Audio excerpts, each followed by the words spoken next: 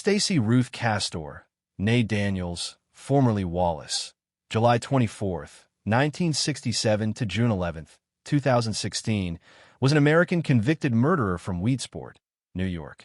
In 2009, she was found guilty of murdering her then-husband David Castor with antifreeze in 2005 and attempting to murder her daughter, Ashley Wallace, by spiking her drinks with pills in 2007. In addition, she was suspected of having murdered her first husband, Michael Wallace, in 2000.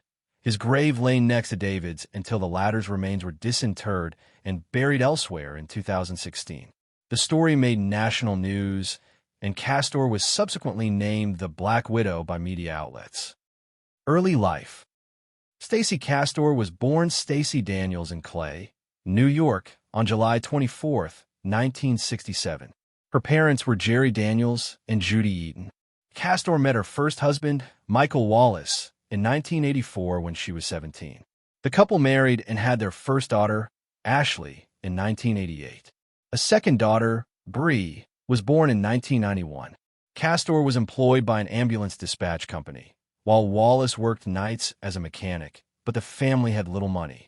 According to Castor, Wallace was very close to Bree, showing a favoritism that Castor made up for by becoming best friends with elder daughter Ashley. Despite their closeness with their children, the couple grew apart, and it was rumored that each was having extramarital affairs. Murders. In late 1999, Wallace began feeling intermittently ill. Family members variously remember him as acting unsteady, coughing, and seeming swollen.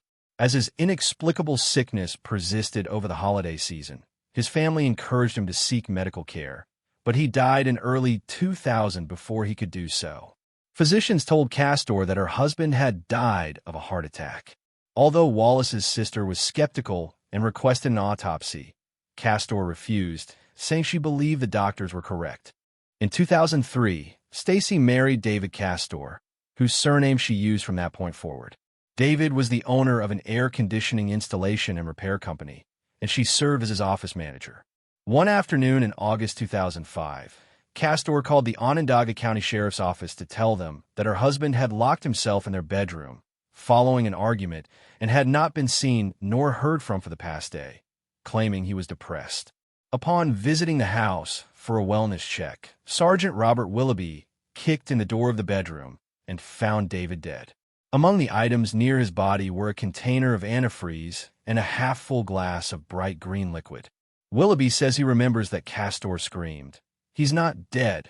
He's not dead." The coroner reported that David had committed suicide through a self-administered lethal dose of antifreeze. But when police found Castor's fingerprints on the antifreeze glass and located a turkey baster that had David's DNA on the tip, they began to suspect she had engineered his death. They believed Castor had used the turkey baster to force-feed David once he became too physically weak. Investigators secured audio and visual surveillance on Castor's house and the grave sites of her husbands, who had been buried side by side at her request. Detectives reasoned that if Castor were truly genuine about her love for her late husbands, then she would eventually visit their graves. Castor, however, never visited. Investigators soon felt the only way to prove she was responsible for both homicides was to have Wallace's body exhumed. A toxicology screen ruled that Wallace had also been killed through antifreeze poisoning. Attempted murder.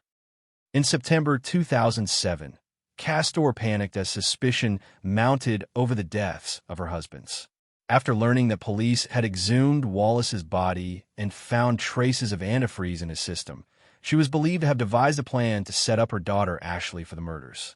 On Ashley's first day of college, investigators came to her school to question her about Wallace's death and to inform her that he had been poisoned. An upset Ashley called Castor. Soon after, Ashley said Castor invited her to the family home in Liverpool to have a drink together.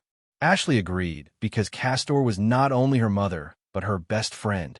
The following day, Castor invited Ashley to drink at home again, offering a nasty-tasting drink that she initially refused.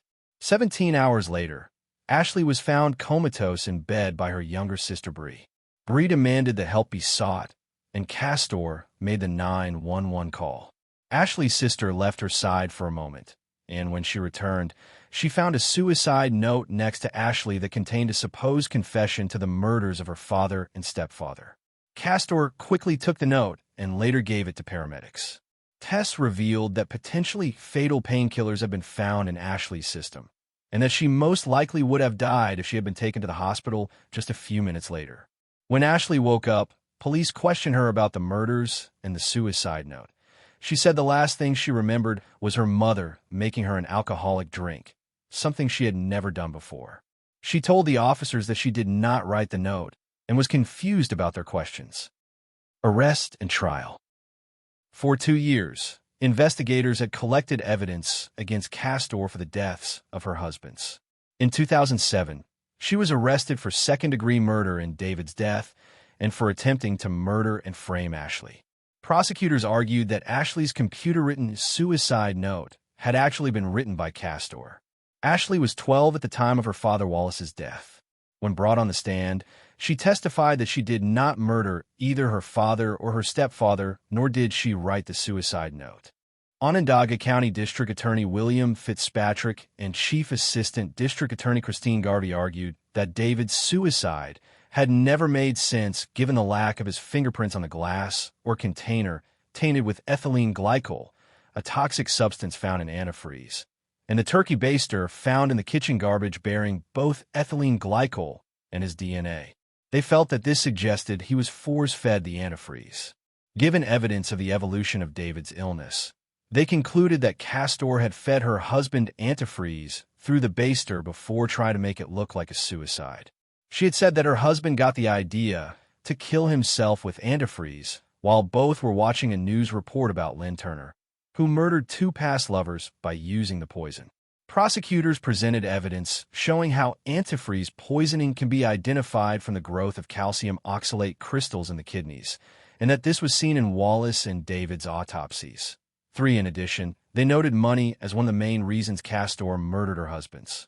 She had wanted to collect on their life insurance and estates, and had changed David's will to exclude his son by a previous marriage from the money left to him by David. In 2005, people started to put it together, Cayuga County Sheriff Dave Gould said. If Mr. Wallace had been cremated, or if Mr. Castor had not died, we would never have known we had a homicide. Having searched Castor's computer, prosecutors had found several drafts of the purported suicide note. Forensic investigators found that based on the timestamps, it had been written while Ashley was in school, proving she couldn't have been its author. They argued that the suicide attempt had actually been a premeditated murder attempt. On the stand, Ashley retold how her mother had convinced her to drink before her near death. She repeated that she only drank the nasty-tasting beverage because she trusted her mother. She maintained her innocence in the murders and denied writing of the suicide note. Castor's defense team, attorneys Charles Keller and Todd Smith, was set on creating reasonable doubt about Castor's role in the murders. They wanted to poke holes in Ashley's version of events and prove that she could have been capable of murdering Wallace when she was 11 years old. They noted Wallace showed favoritism toward Bree rather than Ashley and cited jealousy as a possible motive for Ashley having murdered at such a young age. For David, they noted his and Ashley's tumultuous relationship. Castor's mother believed her granddaughter to be guilty. In a final attempt to convince the jury that she was not guilty, Castor took the stand. On cross-examination, Fitzpatrick pointed out what he felt were flaws in Castor's version of that night. She maintained that it was Ashley who murdered Wallace and David, although she would not speculate about motives beyond implying that her daughter was mentally ill. Fitzpatrick pointed out that Castor had never sought therapy for Ashley and that Ashley had never exhibited signs of mental illness. Fitzpatrick asserted that Castor's behavior during David's and Ashley's illnesses made no sense, given the years she had worked for an ambulance company.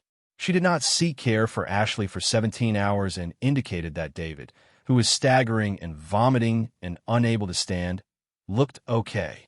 Likewise, he questioned how a woman who had lost 2 husbands to poisoning would not seek help for a daughter in Ashley's state. Fitzpatrick frequently shouted at Castor, causing Keller to frequently object and even request a mistrial. Prosecutors brought up another piece of damaging evidence when they cited typing sounds on police wiretaps.